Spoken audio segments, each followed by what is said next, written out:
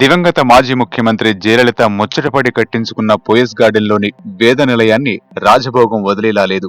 జయ జీవించి ఉండగా వేద నిలయంలోకి మహామహులకు మాత్రమే ప్రవేశం ఉండేది.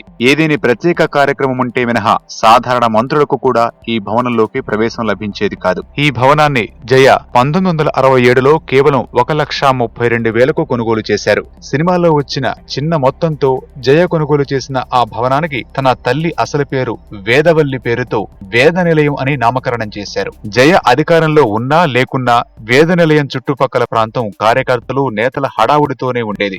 ముఖ్య నేతలు విశ్వాసపాత్రుడైన ఐఏఎస్లకు సైతం ఈ ఇంటి లోపల ఎలా ఉంటుందో తెలియదని చెబుతుంటారు. సుమారు 20,000 చదరపు అడుగుల వైశాల్యంలో ఉండే ఈ వేద నిలయంలో 20 మందికి పైగా పనివాళ్లు ఉంటారని సమాచారం.